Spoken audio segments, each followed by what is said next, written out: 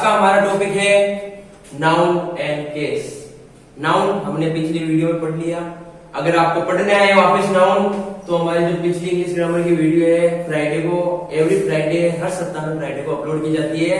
इस पे only for online study booster पे, इसी अकाउंट पे, यूट्यूब पे एक ही अकाउंट है, इसको जाओ अभी के अभी। अगर आप नए हो तो आप इसको ज्यादा से ज्यादा सब्सक्राइब करो, और अगर आप पुराने हो तो अगर आपको ये वीडियो अच्छी लगे, पूरी वीडियो देखो फिर बताओ, अच्छी लगे तो लाइक करो, नहीं तो डिसलाइक कर सकते हो। और अगर आप डिसलाइक कर रहे हो तो रीजन आप कमेंट सेक्शन में बता सकते हो। कमेंट सेक्शन में आपको बताने में अगर कुछ प्रॉब्लम हो रही है तो टेलीग्राम लिंक उस पर भी बता सकते हो। ऑनलाइन स्टडी बूस्टर आपको डिस्क्रिप्शन में मिल जाएगी। तो शुरू करते हैं हम हमारी class noun and case. Noun and case English grammar का बहुत ही अच्छा टॉपिक है, और एग्जाम लेवल में कोई भी कंपटीशन एग्जाम होता है उसमें ज्यादा से ज्यादा पूछा जाता है।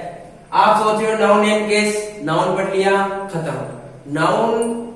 नाउन से रिलेटेड बहुत सारे टॉपिक अभी ऐसे आएंगे जो आपने कभी पढ़े नहीं होंगे, और पढ़े होंगे तो इस तरीके से नहीं पढ़े होंगे जहां पे आपको ऑनलाइन स्टडी बूस्टर में पढ़ने को मिलता है। तो बताते हैं आपको कैसे पढ़ना है बिल्कुल अच्छी तरीके से।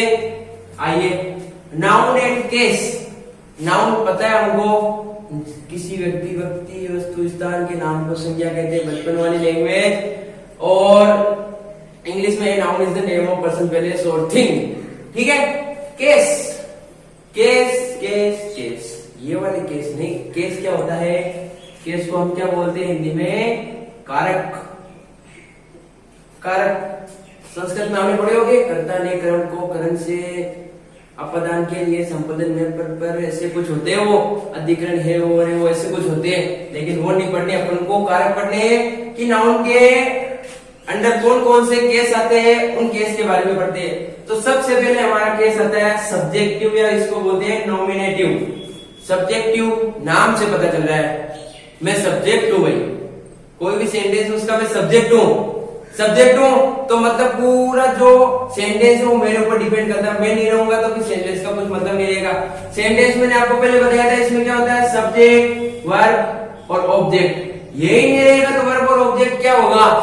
ईट फूड, खाना खाओ, ऐसे नहीं बनता। Subject main role, subject object, ये चीज दोनों की महत्वपूर्ण भूमिका होती है। ऑब्जेक्ट अगर नहीं हो तो चल सकता है, लेकिन सब्जेक्ट होना बहुत जरूरी है। तो पहला केस है सब्जेक्टिव एंड नॉमिनेटिव केस। इसमें क्या आता है कि जो हमारी नाउन होती है इस केस में, उसको कहां पे यूज किया जाता है? इसके लिए यूज किया जाता है एज ए सब्जेक्ट। ठीक है, यानी जो नाउन का केस है सब्जेक्टिव एंड नॉमिनेटिव केस है, उसके अंदर नाउन को एज ए सब्जेक्ट यूज किया जाता है। इसको नॉमिनेटिव केस भी बोला जाता है। आप बोलोगे भाई आपने सर सब्जेक्टिव केस बताया, नॉमिनेटिव नहीं बताया, तो दोनों चीज एक ही है। समझ लेना आप। क्लियर है? क्लियर हुआ तो हम कमेंट सेक्शन में बता दो कि भाई सब्जेक्टिव केस में सब्जेक्ट को डिनोट करते हैं, नाउन के माध्यम से सब्जेक्ट को डिनोट करते हैं। अब आता है ऑब्जेक्टिव केस। ऑब्जेक्ट मैंने बताया, ऑब्जेक्ट आपको दो टाइप के होते हैं। एक तो होता है डायरेक्ट ऑब्जेक्ट, एक होता है इनडायरेक्ट ऑब्जेक्ट। डायरेक्ट ऑब्जेक्ट क्या होता है? वो देता है आंसर ऑफ व्हाट, और जो इनडायरेक्ट होता है वो देता है आंसर ऑफ हुम। आंसर ऑफ व्हाट का जो देता है वो होता है डायरेक्ट ऑब्जेक्ट, और इनडायरेक्ट होता है जो होता है क्या बोलते हैं? हुम का आंसर देता है। ठीक है, क्लियर है? ऑब्जेक्टिव केस की बात करते हैं, इसको बोलते हैं एक्यूजेटिव केस भी। दोनों चीजें एक ही है, कहीं पे इधर उधर जाने की जरूरत नहीं है, बस कॉन्सेंट्रेट कहां पे रखो। बचपन में बोलते थे sir focus on the black board, लेकिन ब्लैक नहीं है, ब्लैक मार्कर चलता है, व्हाइट बोर्ड है। व्हाइट बोर्ड पे फोकस रखो। ठीक है, वीडियो को आराम से देखो, अच्छी तरीके से धीरे धीरे समझेंगे, क्योंकि अभी लॉकडाउन चल रहा है, कोचिंग वगैरह नहीं है, तो अपन आराम से धीरे धीरे सारे कंसेप्ट क्लियर कर लेंगे। ऑब्जेक्टिव केस, इसमें किसको डिनोट किया था? नाउन कहां पे प्रयुक्त हो रहा था, यानी एज ए सब्जेक्ट प्रयुक्त हो रहा था। यहाँ पे क्या होगा? As a object. ठीक है इसको एक्यूजेटिव केस भी बोलते हैं। अब नाउन ऑब्जेक्ट के रूप में प्रयुक्त होगा तो उसको ऑब्जेक्टिव, और सब्जेक्ट के रूप में होगा तो उसको सब्जेक्टिव। ये वाला भी क्लियर, ये वाला भी क्लियर। अब बात आती है वोकेटिव। वोकेटिव इसमें क्या होता है भाई? वोकेटिव में होता है कि नाउन है ना किसी को एड्रेस यानी एड्रेस टू समवन यानी किसी को एड्रेस करने के लिए यानी किसी को निर्देशित करने के लिए काम में आते हैं, उसको हम क्या बोलते हैं वोकेटिव केस। जैसे एग्जाम्पल ले लो, Ram you can solve the question, यानी Ram you can solve the question, यानी राम को हम एड्रेस करें कि राम केवल तू ही है जो ये क्वेश्चन सोल्व कर सकता है। ये बात आ गई वोकेटिव की। अब बात आती है पजेसिव या फिर जेनेटिव केस की। पॉजिटिव और पजेसिव या फिर जेनेटिव केस में क्या होता है, हम नहीं बोलते भाई तू बहुत ही ज्यादा पजेसिव हो रहा है, इस चीज के प्रति तो बहुत ज्यादा पजेसिव हो रहा है। जैसे ये हमारा ले लो अकाउंट है, कोई आएगा ये अकाउंट मेरा है, अरे तो भाई तू इतना पजेसिव क्यों हो रहा है, क्या है तेरे पास प्रूफ कि भाई तू इस अकाउंट के प्रति पजेसिव हो रहा है, ये रजिस्टर मेरा है, ये मार्कर मेरा है। पजेसिव होने की जरूरत नहीं है, यानी पजेसिव होना यानी किसी पे ओनरशिप या फिर बिलोंगनेस दर्शाना, यानी ओनरशिप उसमें मालिकाना हक जताना, वो किसके अंदर आता है पजेसिव केस। ये इसको जेनेटिव केस भी बोलते हैं कि इसके अंदर आपको कहीं पे भी अपना ध्यान है ना इधर उधर नहीं करना है। पजेसिव केस आ गया, पजेसिव पढ़ा था हमने, जेनेटिव केस के बारे में पढ़ा ही नहीं, तो पजेसिव और जेनेटिव केस एक ही होते हैं। अब हम इनके आराम से वापस एक बार इन टाइप को अच्छी तरीके से समझते हैं। तो देखिए, तो स्टूडेंट्स अब बात करते हैं हमारे सबसे पहला केस कौन सा,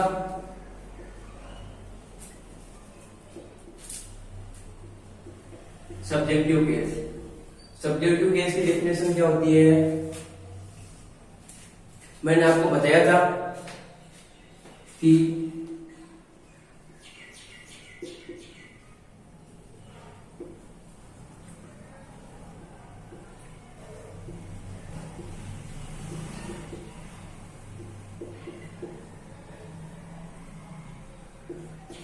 noun is used as a subject, कि जो नाउन है वो सब्जेक्ट के रूप में उपयोग में ली जाती है।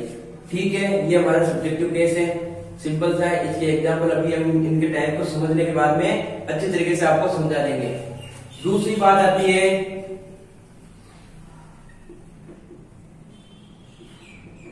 Objective case. जस्ट अपोजिट है, कुछ नहीं करना,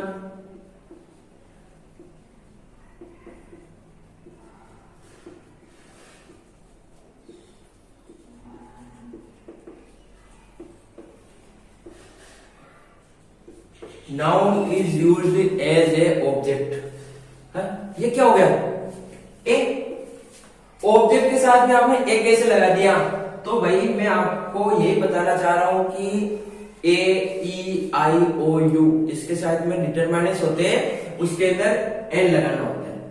कैसे होते हैं, जो यूनिवर्सल में केवल एक चीज होती है उसके साथ में आता है नॉर्मल लैंग्वेज में, बाकी डिटरमिनेंट्स हम जब पढ़ेंगे उसके अंदर आपको पूरी डिटेल्स समझा देंगे। ए नॉर्मल जो चीजें होती है उनके साथ में, और जो अल्फाबेट होते हैं कौन कौन से, ए ई आई ओ और यू, इनके साथ में एन का यूज लेते हैं। तो भाई आप बोलोगे ए ई आई ओ यू इनके साथ में एन का यूज लेते हैं, तो फिर अपन बोलते हैं नो। इसका जो प्रोनाउंसिएशन होता है वो के एन ओ डब्ल्यू नहीं होता, नो नहीं होता, इसका होता है नो, मतलब जानना। तो इसका नो, तो इसके साथ में अपन क्या लेंगे, अपन इसके साथ में ए नहीं लेंगे, एन लेंगे। ठीक है, तो इसमें क्या बोल रहा है, noun is used as an object, यानी जो नाउन है वो ऑब्जेक्ट के रूप में काम में ली जाती है। अब बात करते हैं हमारा जो तीसरा टाइप है उसके बारे में।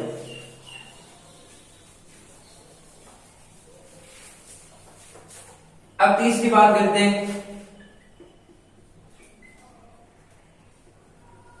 वोकेटिव केस की। वोकेटिव केस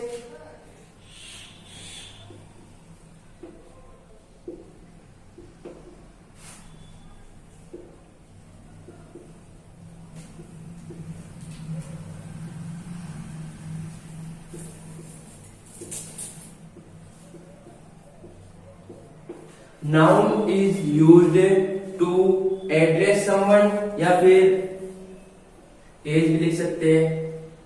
ये हो गई बात किसी प्रॉपर व्यक्ति या फिर कोई भी जो सब्जेक्ट होता है उसको एड्रेस करने के लिए। जैसे एग्जाम्पल की बात करते हैं,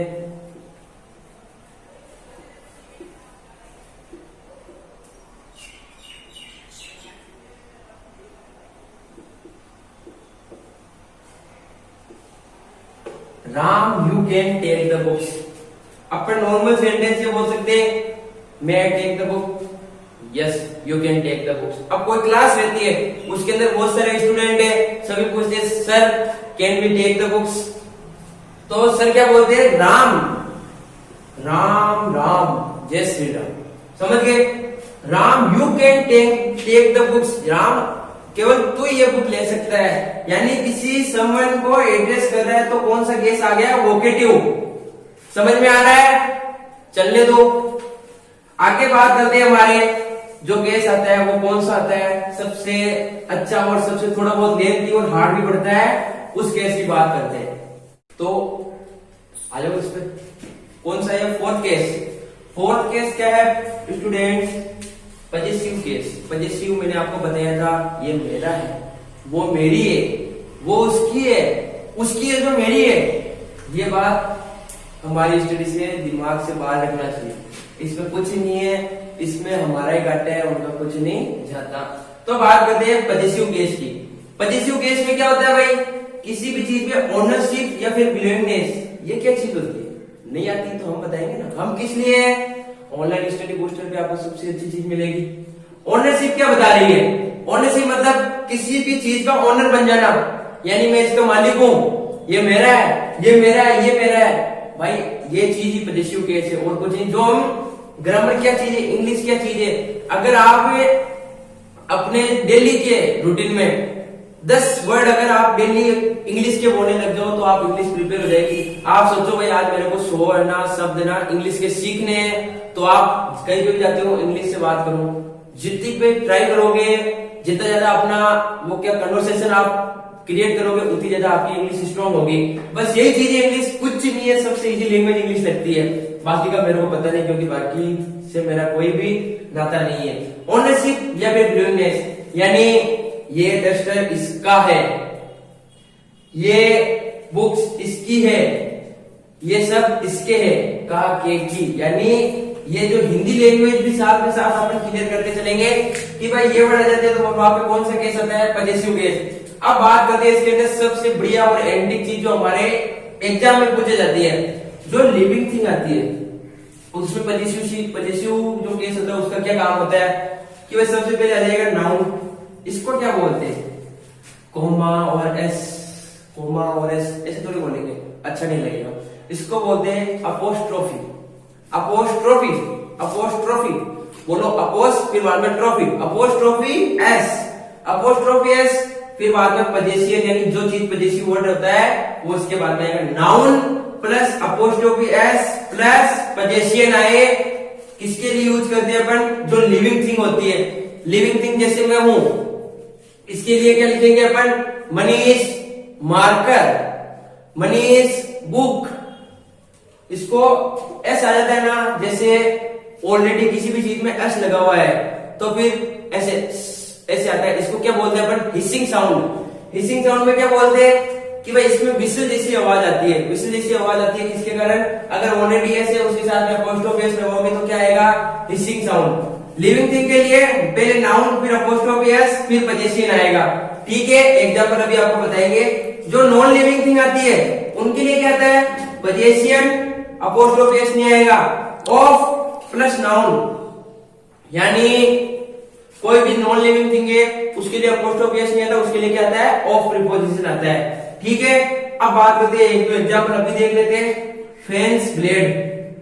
फैन क्या है भाई, फैन सांस ले रहा है, नहीं ले रहा ना, फैन नॉन लिविंग थिंग है, क्या लगाना है, इसको हटाओ, सबसे पहले क्या लिखना है, नाउन क्या है, ब्लेड नाउन है, ब्लेड ऑफ फैन। अब table leg, table slag, table चलती है खुद, उसको पुश करते हैं यानी उस पर कुछ फोर्स लगाते हैं फिर वो चलती है, तो टेबल स्लेग नहीं होगा तो क्या हो जाएगा इसका, लेग्स ऑफ टेबल। अब बात करते हैं पजेसिव केस है उससे रिलेटेड कुछ एग्जाम्पल से उनकी बात करते हैं। हाँ तो स्टूडेंट्स अब हमारी बात आती है जो पजेसिव केस में अपवाद होते हैं, एक्सेप्शन, उनकी बात आती है कि भाई जिसका हमें पता नहीं चलता ये भाई सांस ले रहा है मतलब लिविंग थिंग है, सांस नहीं ले रहा मतलब नॉन लिविंग थिंग है, कोई भी इसके अंदर एक्टिविटी हो रही है नहीं हो रही है पता नहीं चल रहा। अब भाई टाइम, सांस लेता है हमें पता है भाई टाइम गतिशील है, एक्टिविटी हो रही है, एक तरीके से लिविंग थिंग का काम करते हैं, तो फिर ये क्या हो जाएगा इसके साथ में अपोस्ट्रोफी एस। प्लेस, इसका पता नहीं चल रहा, जिस चीज का हमें पता नहीं चलेगा भाई ये लिविंग थिंग है या नॉन लिविंग थिंग है, उसके साथ में क्या लगाना अपन को अपोस्ट्रोफी एस। अब क्या होता है कैलिस्टिक या फिर हेवेंटली बॉडी, यानी जो चीज the things of universe, universe में जो भी चीज पाई जाती है उनके साथ में क्या लगाएंगे अपोस्ट्रोफी। अब भाई कहते हैं जो हमारा ये हमारा पृथ्वी जो ग्रह है इससे बहुत ज्यादा यानी 2100 गुना जो बृहस्पति ग्रह वो बड़ा है, तो पृथ्वी का वेट देखो और उसका वेट देखो कितनी भारी है बॉडी है, वो कितनी भारी चीज है, उसके साथ में क्या लगाएंगे अपोस्ट्रोफी एस। अब पृथ्वी पे अपन सपोज करो ये पत्थर नहीं उठा पाएंगे, उस पे सपोज करो ये 10 है, इसका 2100 गुना कितना होगा, ठीक है, इसके साथ में क्या लगाएंगे अपन अपोस्ट्रोफी एस। अब बात करते हैं इडियोमेटिक। इडियोमेटिक क्या चीज होती है, आपने बड़े वो जो छोटे थे या फिर अभी भी आपको ताने सुनाते हैं कि भाई 100 सुनार की एक लोहार की थोता छना बाजे गणा, यानी हमारे मारवाड़ी में कहावत है आप बैल मुझे मार भैंस के आगे बीन बजाना, ये सब चीज क्या होती है मुहावरे, इसको हम इंग्लिश में बोलते हैं क्या इडियम्स, इसके साथ में क्या लगाएंगे अपोस्ट्रोफी एस, ये चीज हो गई।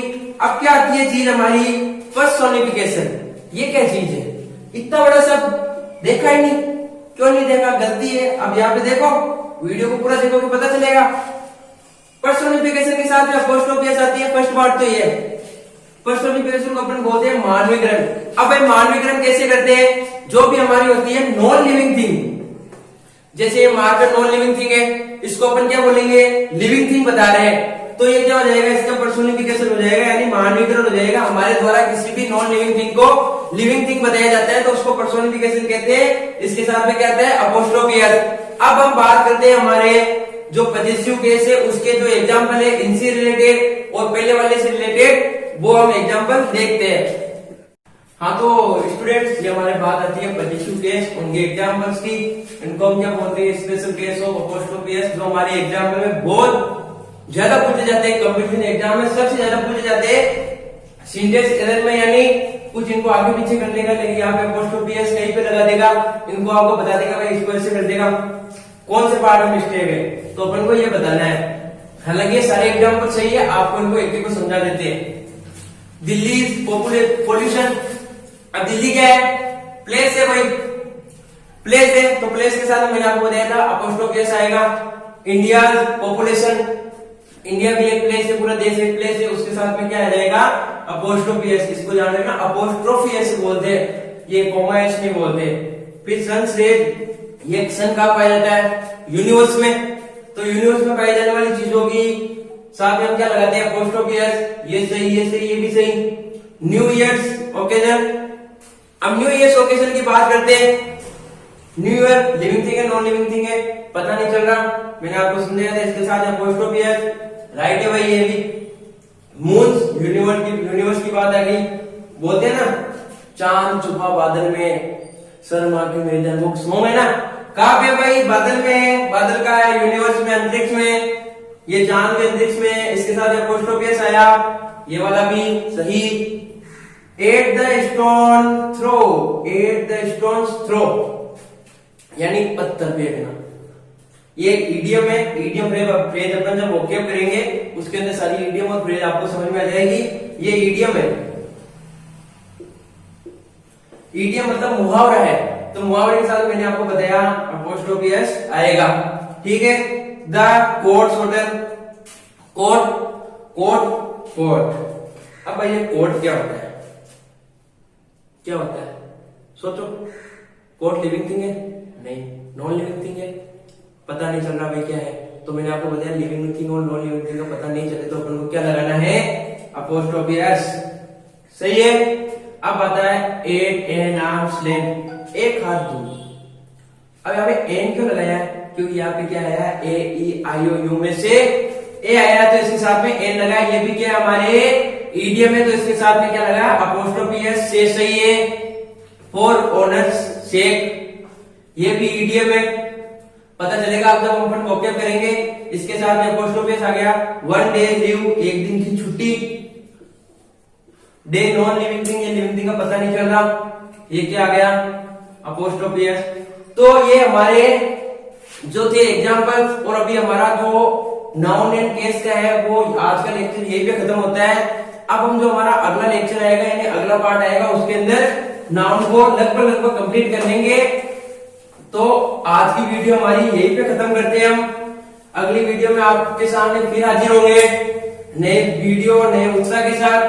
तब तक अपना सहयोग बनाए रखें, वीडियो को पूरा देखा और आपको अच्छी लगी हो तो इसको लाइक करो, यूट्यूब अकाउंट पे नए हो तो इसको सब्सक्राइब करो, जितना ज्यादा हो सके अपना सहयोग बनाए रखो।